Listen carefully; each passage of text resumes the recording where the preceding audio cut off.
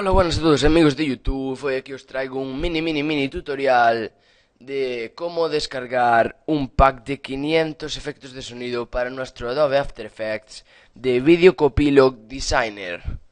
Pues bueno, ahora os dejo un vídeo explicativo de la clase de sonidos que nos trae este pack. Y fijaros bien en el fondo de pantalla porque va a tener mucho que ver con mi próximo vídeo tutorial. Chao.